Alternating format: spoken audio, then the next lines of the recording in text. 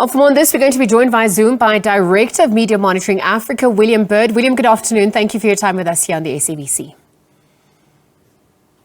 Hi, good afternoon. Thanks for having me on the program.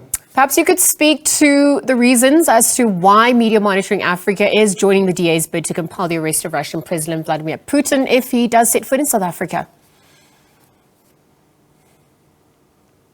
So the issue for us wasn't about Mr. Putin's visit or arrest or otherwise. The issue for us was one about balancing the right to open justice and what the president had done, which I believe reasonably so. It said this needs to be placed in confidence.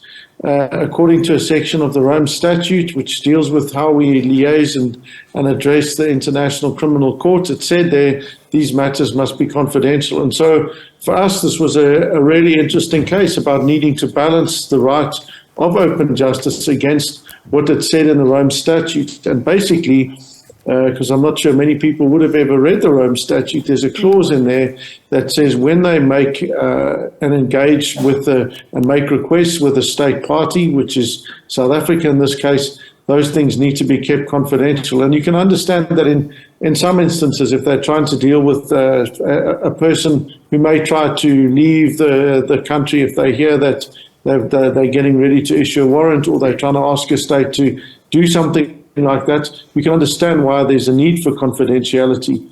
In this instance, though, what we were saying was that because we have now domesticated, so we've incorporated the Rome Statute because we signed and ratified it into our law, it's subject to our constitution, and that means it's subjected to the same kinds of principles and tests that we would ordinarily run, including things of saying our default is towards openness and transparency, because that's what it means in our constitutional democracy. So we said, because of this, because we've got a basic default of openness and open justice, any law that is there must be in compliance with that, including, for example, the Rome Statute. And so for us, it was about the court needing to take those and balance them, and we're delighted that without us even having to make the case, luckily they had our heads of argument, a full bench said, yes, we agree, and they've made all of the papers that were confidential, they've made them public. So anyone can now go and download them, and the media has been granted access to report on the case, which will be heard this Friday in Pretoria. William, thank you for that context. Perhaps as we await Friday's proceedings, in related matters, perhaps you could speak to the outcome you are expecting from the court. Is there a worry of a repeat of the al-Bashir saga, which occurred back in 2015 as well? Well, look, I can't speak to the DA's papers or in fact, the president's, because while I now have them, I haven't had a moment to read them. So I'm not sure about that. But I imagine that one of the reasons the DA has taken this is to try in some sort of preemptive manner prevent what we saw in the al-Bashir case, where, of course, he absconded without being kept even though there was an international warrant out for his arrest. So, I mean, that's for the court to decide and for the parties involved and interested in that particular matter to make their arguments. No, William, that is a fair point you're making. I think just as we wrap up the conversation, then, in your opinion, what are your thoughts on South Africa's stance of non-alignment at this point? In terms of the steps that should be taken, any thoughts on the matter?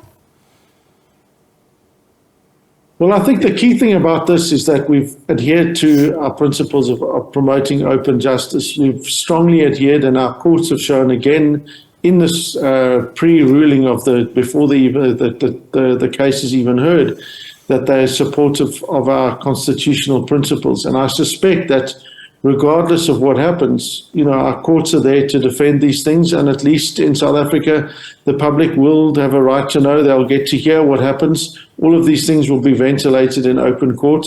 And whether or not we seem to then be aligned or non-aligned, etc., we know that at least our democracy and our principles will hold. And I think those are the things that are going to guide us. And in fact, we should be, as we, celebrating Mandela Day today, these are the values that he fought for, around open access, around open justice, around the values that our constitutional court holds so dear, around justice under a tree. These are the things where people should be able to hear learn and be informed about whatever happens in South Africa. So if we are aligned or not, people have the right to go and challenge that. And that's what democracy is about.